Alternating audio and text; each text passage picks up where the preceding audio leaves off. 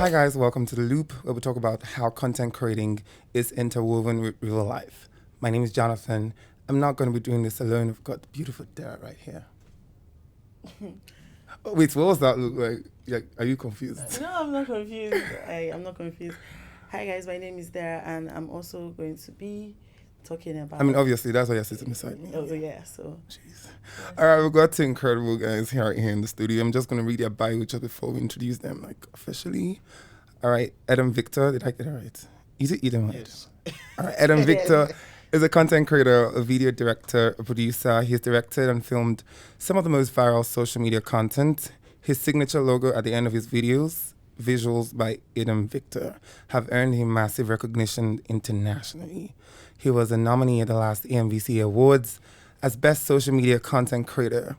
He He directed popular comedy web series like Bowie's Back to School, Accelerate TV's Visit on Arrival, and so many others. That's dope, by the way. He has filmed content for the likes of Mr. Macaroni, Oliver Dollars, Mr. Lively, Kiki, KEMZ Mama, and so many others. He has a YouTube channel with over 182k subscribers with over 20 million total views. He has more than 500,000 following on Facebook and over 200k on Instagram and almost 300k followers on TikTok. Dude, let's jam my hands together for Victor. That is huge, fam. How about you take Okay, so we have Kemi Ikusedu.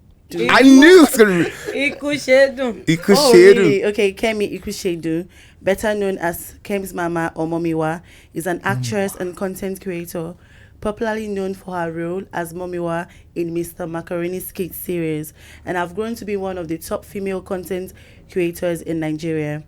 Her verified Instagram page has a following of over 350,000 followers on Facebook, 650,000 plus, and over 75,000 YouTube subscribers, and 820,000 plus TikTok followers.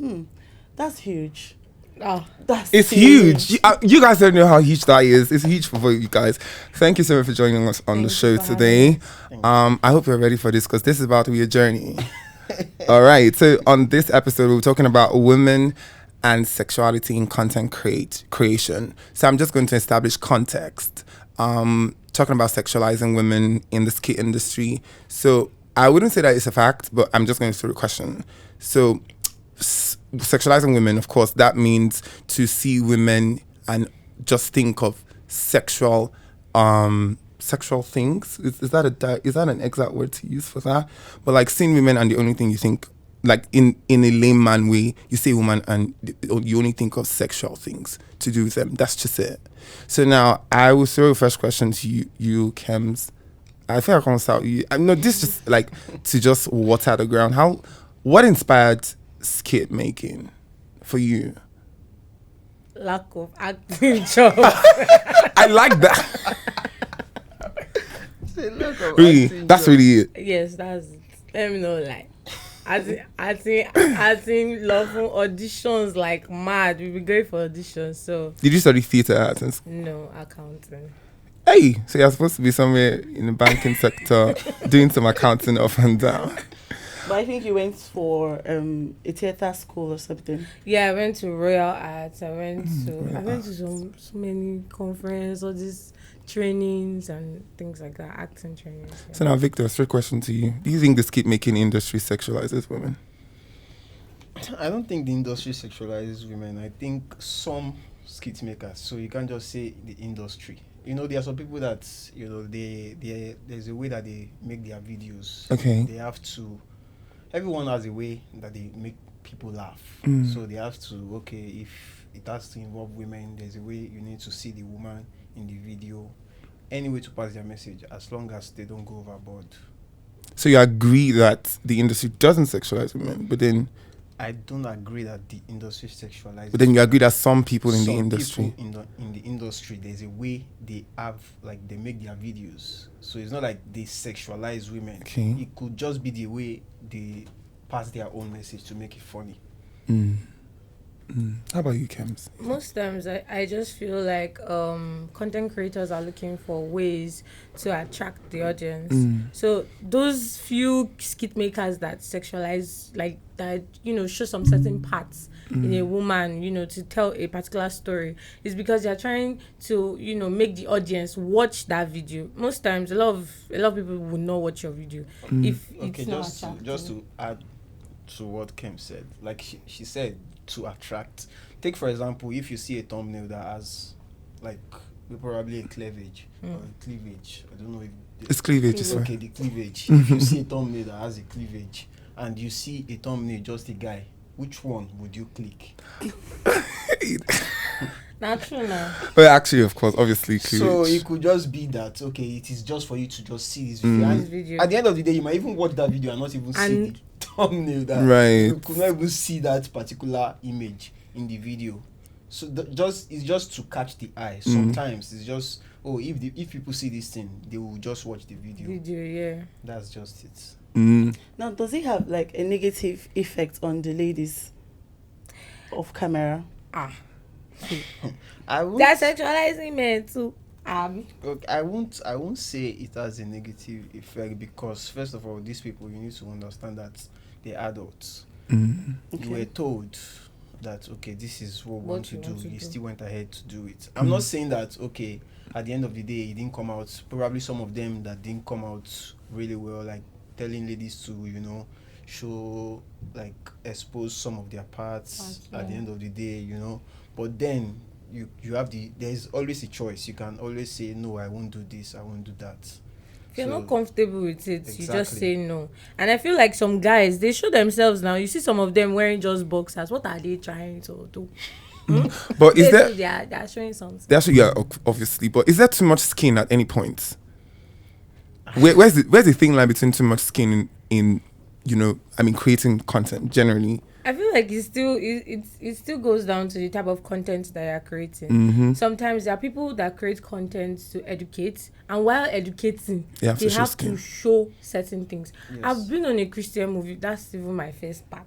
I've done Christian film before. Really? That Christian film, my gown was reaching here. The makeup I did was just white powder. Wow. And I was playing a prostitute in that thing. Now, for the purpose of that movie, imagine a real life prostitute, because at the end of the day, so many things happen to me, blah blah blah. We're telling a story. A real prostitute will watch that movie and laugh, and not be educated that maybe I can have HIV, maybe I can die, maybe they can use me and do ogongo. No, she will not reason that part, because she will just be looking like, who is this person? This person looks cute. I was looking. I'm sorry. Not dressed. I was not dressed the part. Yeah, and I feel like for the people that we are even trying to like show because if you're creating a Christian movie and you're showing it to just Christians want to be seeing you covered. So who are you passing the message to? It just depends on who, as in what's your audience. Yes. Do you get, like, what do you want your audience to watch? What do you want your audience to learn? I feel like in some cases I said something to someone that the only way I would expose myself really, really well, are for like extreme cases like rape and slavery. I don't feel like when I watch a slavery movie, I don't see maybe a naked people as naked as showing their skin. I feel like, God, this is what they did to us. Anybody, but what? That kind of I thing. understand. So I feel it more. So I feel like it just all comes down to the type of content that you're creating. Yeah. So now, Victor, let me direct this one to you. So it is skit making. So I feel like that automatically communicates comedy in a way, but then there's skin. So I mean, owing to what KEMZ has just said right now, in some cases it's portrayed as, you don't see the nudity as nudity, you see it as portraying a message that is positive or significant. But now, I'm not saying that making skits or, making skits is mediocre or is not positive, but is nudity in that case, what's the word now? Necessary. Thank you. Okay, just to answer that question, I will still go back to the fact that some of these things are just for people to just watch this video at the end of the day. Because it could just be the dressing of the particular person, the girl in the video. It could just be her dressing. there might not be any form of touch or whatsoever. It could just be the dressing. From the dressing, you could see that, oh, I could see, a cleavage, or, like probably she's not putting on a bra. So you could see, it's just for you to just watch that video. Sometimes it's for you to watch that video. But at the end of the day, isn't it detrimental? Because now it's social media. You're putting it on YouTube, you're putting it on Instagram, on Facebook, and they're underage kids who use these apps. I mean, my sister is 14. I mean, she's had it up since she was 5 and had access to YouTube. And these are content that we know at some point would get in their faces. Yes. So how do you think this can be managed? See, first of all, so that we don't go too deep, because that is a very sensitive area for me.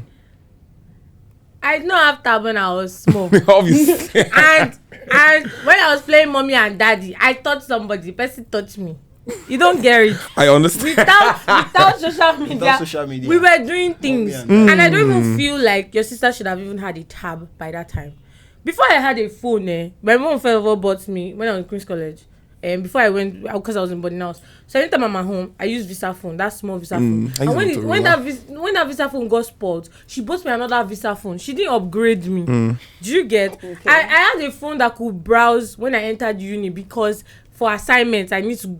I need to go online. Yeah, so by that time, that's why we need to educate our children, at a very early stage.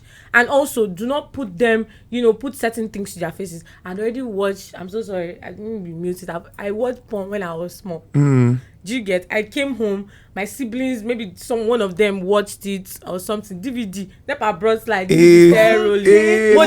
And I didn't know what I was watching, and I watched it to the end. Bruh. So it's not just about. How long were you at this point? I was in primary school. I just remember that I was coming out from my sister. I remember when I was in primary school. Then that's the only thing I can remember, and I watched it. Wow. So with this social media, it's also a place to, because something has some negative effects.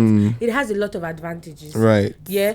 We need people like you to watch certain things. Like now, there's something that we try to, I think, that you've also done. He did something about a man that, had a lot of sugar girls, like a sugar daddy that had a lot of side chicks. You understand? He's trying to depict the alpha.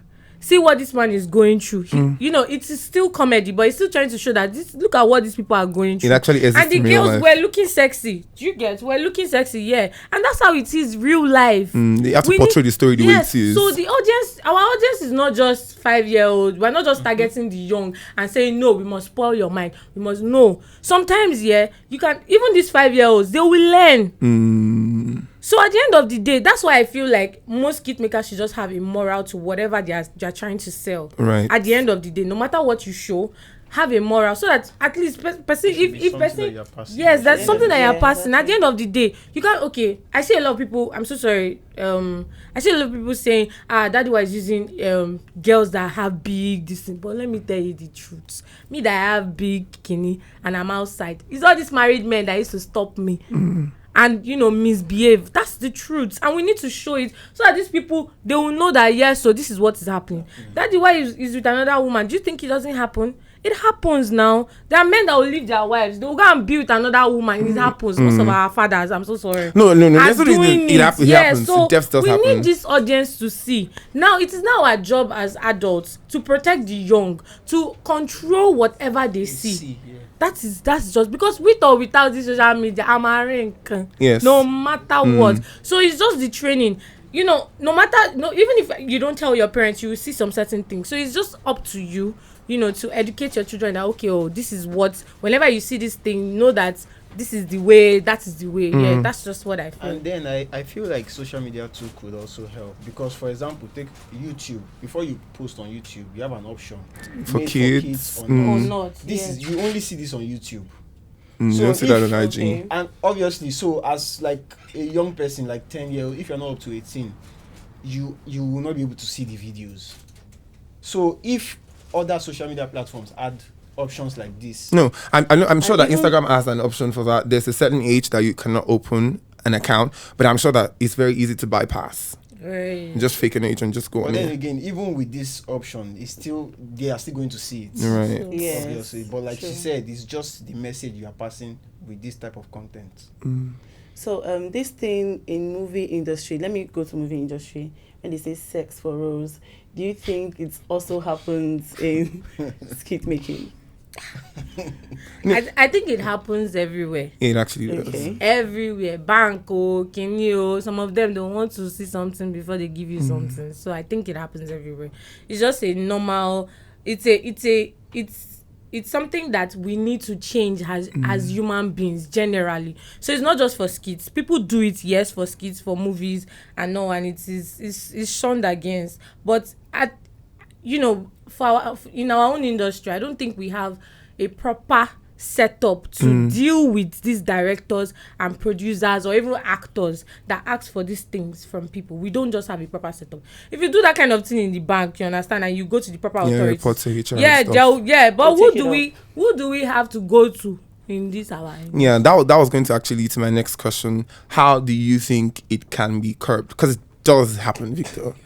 How do you? Sorry, I'm sorry to call you. I need a realistic answer. You know when you say, oh, but it should be set up when Nigeria, that is very far from being realistic. Even when anybody's from, you still see that it's done in some other places, and you see power past power. This person cannot tell this person what to do and stuff. So realistically, how do you think it can happen? I think the best way to stop it is by you coming out to say something like this happened. You know, when you say, you reach out to somebody and I want to act in your videos, and the next thing the person is telling you, oh, come to my place, you know how we do it, stuff like that.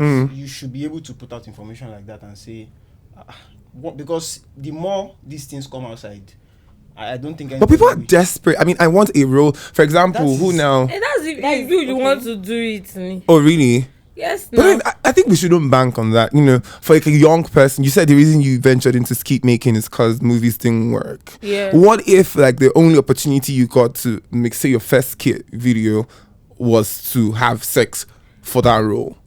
Then it's not an opportunity. I don't think it's an option. It's never an option. It's not an Regardless, opportunity. because you as an actor or whatever industry that you are, if you believe that you have, like, you can really do You have a this, talent, you have what something it to offer, takes. yeah.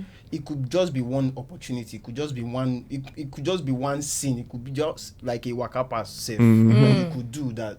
You could just take off from there. Take off, yeah. So you don't have to sleep with anybody. You don't. Because once you do it, the first time you do it, it's still going to continue. It never stops. I like that. Yeah. So now moving into skit makers that actually now portray these roles on TV, on social media.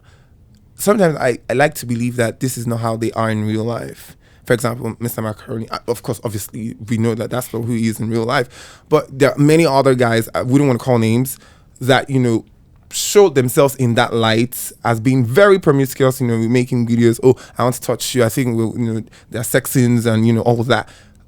Are they that way in real life? No, why are you asking us about the I'm sure that it's an industry. Okay, there is no way you wouldn't know one, two persons. I don't know. You don't know anybody? I swear, my life. I can't speak for anybody, but I don't think, because some of these people that you don't want to mention their names, that I know them, these people are very, if you see them, they don't even talk. That's the thing. But you know, this is art.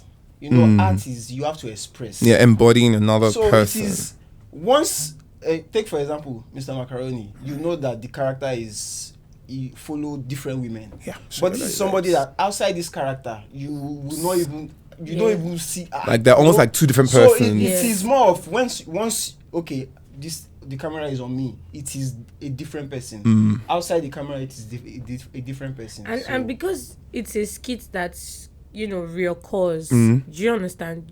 Everybody fails to see an actor. As in me, not just movie. Maybe from movie to movie. You If I play bad guy, yeah, I go play another guy, good guy. Sure, you go since I be good person or bad person. No, but that's because it's a actually skit that we keep doing especially all the character, time. Yeah. Character you that have we to play. create around. So That's actually nice. So when you guys create content, you know, before posting, I like to believe that people even like overthink the idea of posting videos would these videos actually hit? Like, would I have more than 1,000 likes in 2 minutes? Would I have 100 comments in 1 minute? Like, does that happen when you guys release content? Let me ask you, because you're in the creating angle. So when you create this content, because your name is attached to these videos, when you put it out, is there pressure of hits, of these videos hitting? No. Or you just let it go, like whatever happens, happens? No, the for me, I don't know about anybody. What I do is, once I'm creating content, it is for people to enjoy it. And once I create a content and me myself, I'm able to enjoy it, because I see myself as an audience too.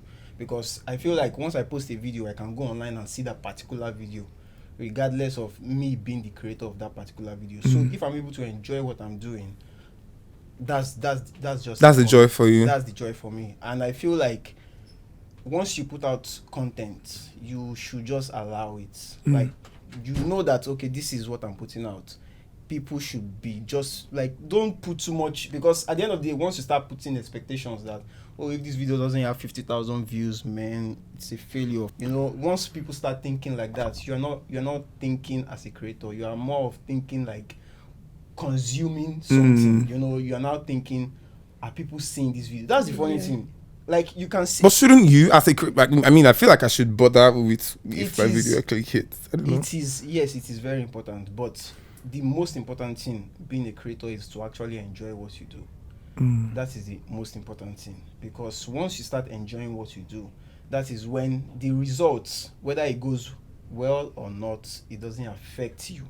Because once it starts to affect you, it starts to tell on the content. That is when you see that when people say, oh, this is my video, I had like 3 million views. Man, you now start thinking, the next video. That's the pressure. Do you face that kind of pressure as well, KEMZ?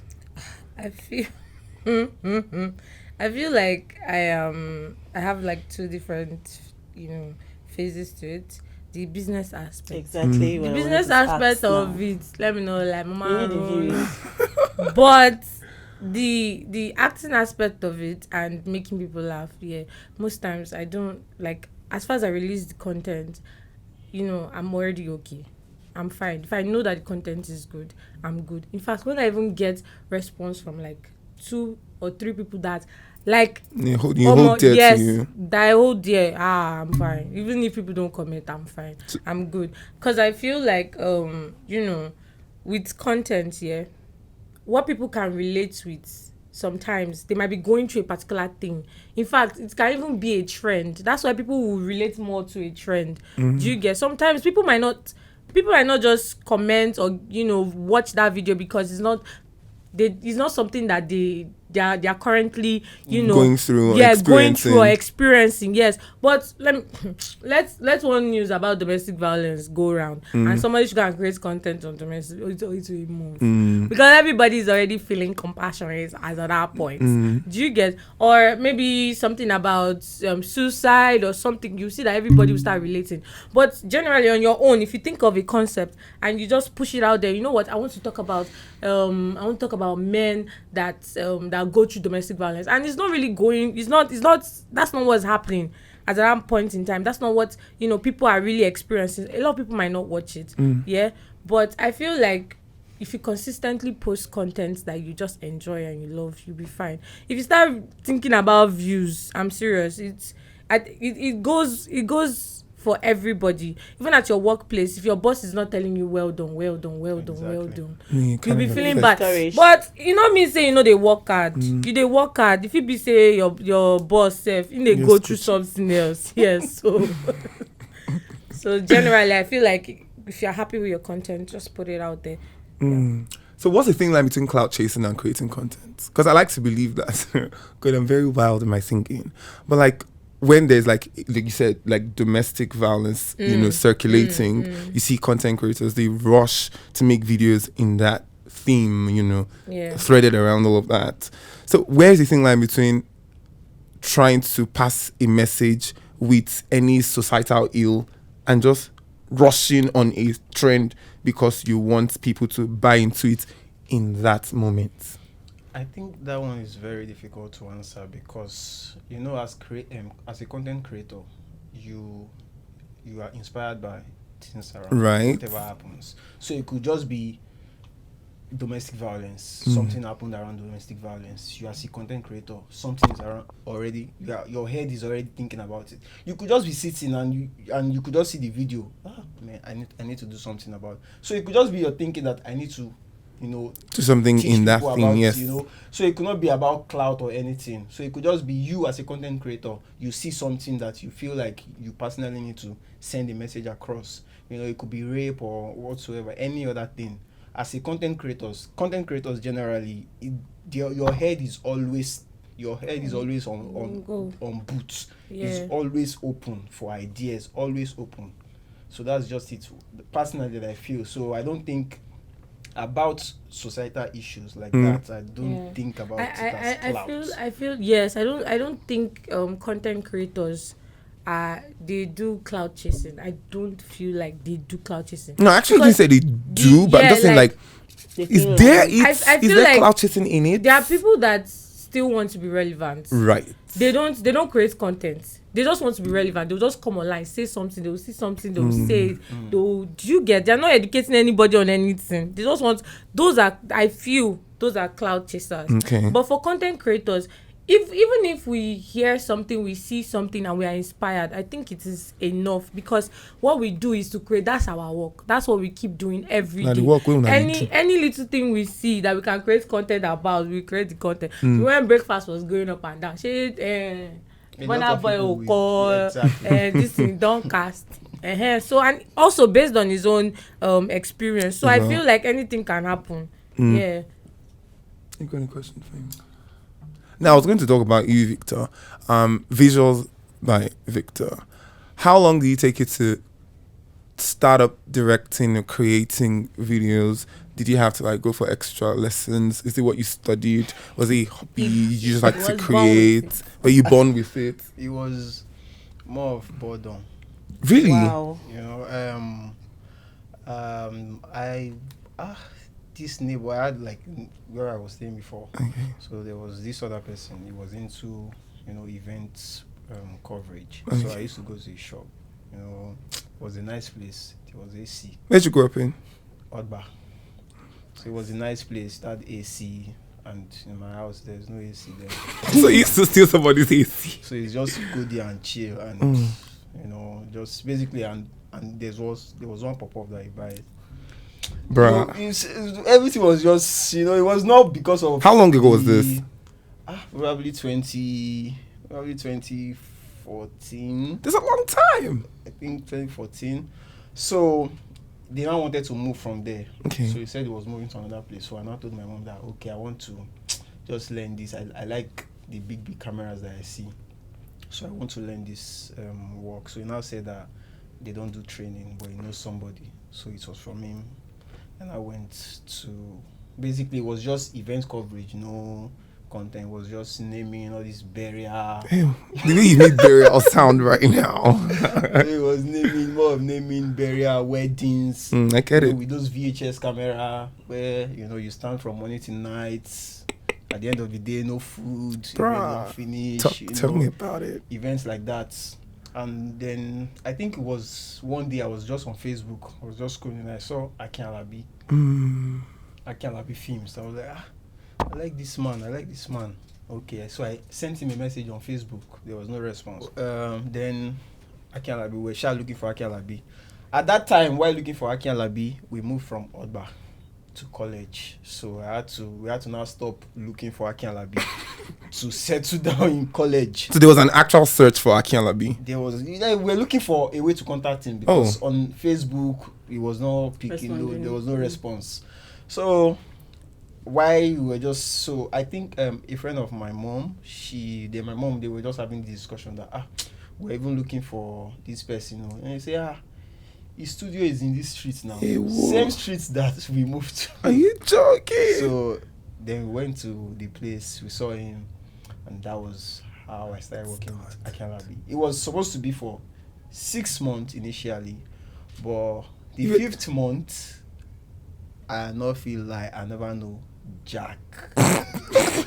Because then we don't get to have a one-on-one sessions with the Oga himself. it was more of the editors there. So, and you know, some people now, before they will agree and tell you some things, you know, you have to like. Oh, that's so evil of Nigerians. So, I hate that thing. Eh? Like the 5th month, I'm telling you, the 5th month like this, me, I was going back home crying that so this money that they just paid again, just born. So I don't know. It was just. Can't remember how much you paid. It was my mom. I don't know, but I know that they shall paid. In my mind that so my mom will not be saying, why did I even pay another money again? African parents.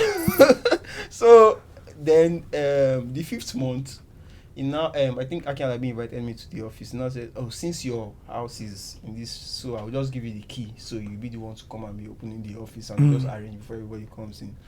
So you know, I just used the opportunity. So usually we open around 9, so I'll get there by like 6 and just like start practicing. Maybe sleep fast.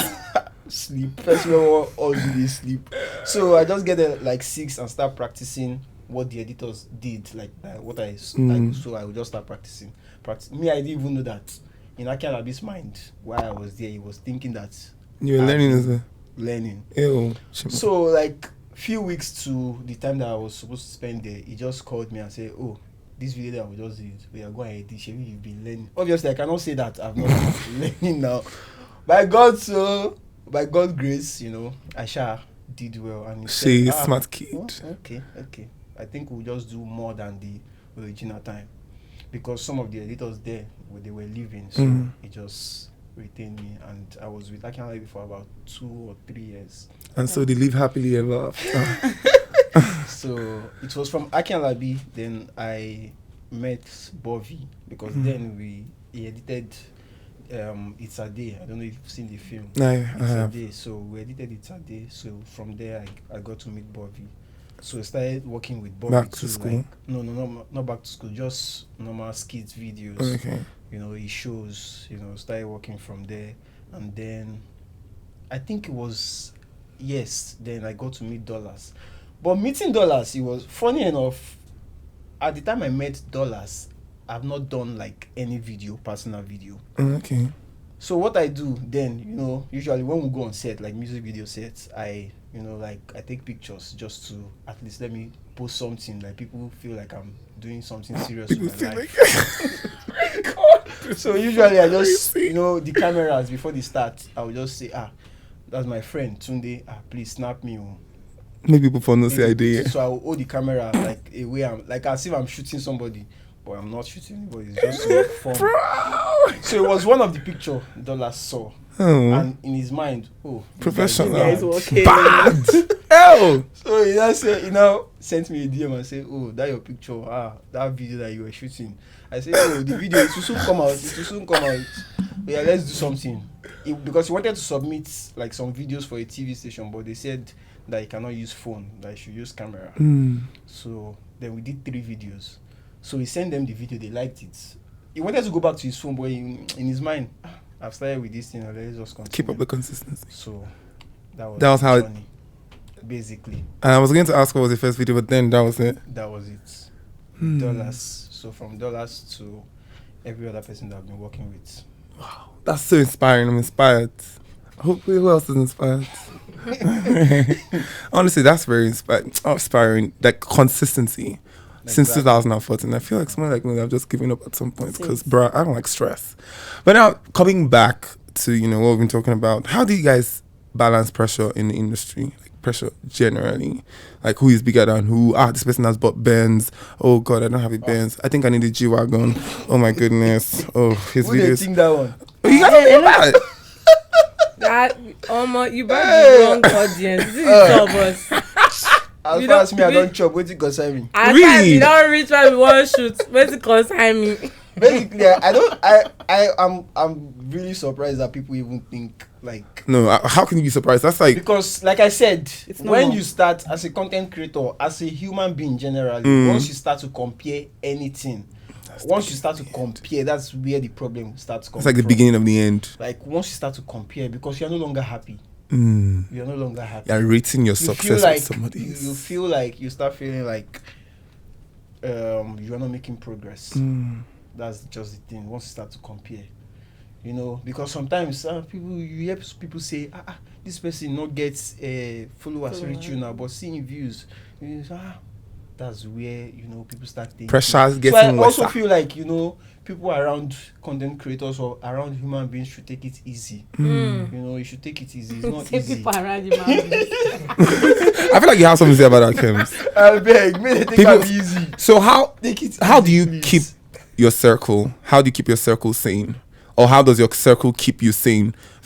Like do you like selectively pick who your friend is? And you know? Now you guys are popular because for something like that, I think it's not really straightforward because you really never know people's intentions. You know, you can be smiling with somebody, but you really never know their intentions. But generally, everybody, you need people around you, even as content creators, because I feel like as content creators, basically, you need people that can actually talk to you. You know, when you make a video, you need to have somebody that you can send this video to. That, what do you think about this video? Somebody that can actually say, okay, this video is good. It's not like I'm not saying the person is always going to be right, but I just think you need people around you in your corner, people that can, you know, help you, you know, just to keep you level-headed. So, KEMZ, does that equate seeking validation? No, it doesn't. I feel like people in your circle will always tell you if you're doing something wrong. If I post a video and it does not make sense, this one will call me for sure. KEMZ, have you ever had to take a video down before? Yes, no. Kemi, why did you do this? This thing is, I don't say you should, you can see that he's concerned about my brand. Do you understand? There are times I would just be say, he is good. Me, I don't have anything that I want to say about it. There go. Please. But most times, I feel like friends in your circle should just keep you in check. You understand? Yeah. You know, and they should always just come true for you, basically. In this content creation, I feel like, you know, my friends, my very close friends are the ones that, you know, they check out what I do, they inspire me, they help me, you know, to grow, you know. So there are times that people will just call me, okay, you know, this idea makes sense and I thought of you. Do you get people like that? You know, people that are not adding value to your life generally. I don't think they should be in your circle. Right. Okay, so I want to ask you, because for Victor is backstage. Yeah, Victor is like, he's backstage. Yeah, but he's good there. He's good there. Do you understand? What I feel but like your he's face, not backstage. wait. But your face is out there, right? So now, do you choose places you go to? Mommy, I can go anywhere. So if you go to a strip club, you can go to strip club. You can. Yeah, I can go anywhere. And you don't care how people would perceive you. No, I can't. Actually, there are some places that I will not just go to. Like naturally. Yes, naturally that I will not just go to. But anywhere I am, and you see me there. I'm there. The same way you came there. Yeah. And most times, people don't even recognize me. You know, I hear people saying, she's the one, she's not the one, she's the one, she's not the one. But how does that make you feel? I can hear, but Motilo. Do you get? I've gone because it comes in two ways. They might know you, they'll tax you, or they might know you, they'll give you free stuff. So me, I'm just in between. I don't get money to give anybody. So anywhere you see me, if you like say she's the one, she's not the one, I'm not going to answer. Like I'm not going to I'll just pretend that it's just somebody, because I've seen people fight. I went to TBS recently, and then the girl was shouting at this other person, she's not the one. I don't think she's not the one. They even came to come and meet me. I saw the girl. It was my friend Hadi that was now like, she's the one. Please stop fighting. She's the one. And I was like, you know, why are you going through that stress of, you know, complaining when you can just like, Alpha, please, are you the one? Not be everybody get mine. Do you get? But it was, or just go to my page and go and check compare. If this person looks like me. Do you get? But you know, anywhere I go to, I'm cool there. If I'm not cool in a particular place, you will not see me for more than 30 minutes there. So, okay. Yeah. Thank you guys so much for joining us on this episode. Thank you for having but just for a wrap, is there like last notes, anything you want to, maybe an advice to your industry in general? I think it should be more of, you know, show support to people genuinely. Ooh. You know, it's really. I don't think being good takes anything away from you. Actually. I don't think it stops anything. Generally, as a content creator, you should be able to share another person's video if you feel like you like it. I don't think it's going to take away your audience. I don't think there's an issue with that. So basically, if you like something, you should be able to, show your people. Show love. It's not just content creators. Basically, everybody In whatever space that you're in. It's good that you like this video. You can also show support by either you show it to somebody else. That way, sometimes it's also like an encouragement to people creating the content. How about you, KEMZ? I support what he says. I don't feel like a lot of female creators, we don't support ourselves. We cannot lie. Only if you post picture, there you go. And so hot. Yeah, mama. Yes, fire, mama. Go, girl. Most times, female content creators. I feel females in general, we hardly support ourselves. You understand? That's actually and fact. the best way to grow, you'll be so shocked is when by support. Like if you support me and I support you, we'll grow faster together. Yeah, because whatever you do, they will still relate. People will still come to me, people will still check me out that okay, this person and this person, they're together. So the best way to actually grow is through teamwork. There's some certain things that Maka will do and EDEM and Corex will do. I go hate them, be say, I'm part of these people, I'm part of their team. That's actually good. I'm part of their team. So as they are going higher, myself I they follow with rope. Right. So I feel, especially in this industry, collaboration is very necessary. Yes. Collaboration is very key. Even if it is one person that you will see from that other person that you're collaborating with, it is something. Collaboration is, I don't think we can do without collaboration. I don't think it's a competition. When you collaborate with somebody, it's not a competition. It is more of working together because that's the whole goal for you to send out, like, make content. So you can say, this person from Ghana, let me do something with you.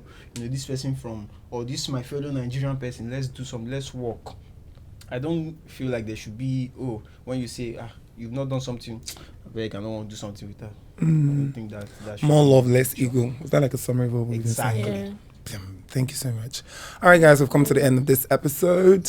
Thank you guys so much for watching. Please drop a comment if you liked it, and please subscribe to this YouTube channel because there is gonna be more videos coming your way. My name is Jonathan. At this point, we introduce yourself and then we wrap up. Signing out. Okay. Peace out. Thank you so much, Victor Adam. Thank you so much, KEMZ, for joining us. Thank you for having I love you us. guys so much.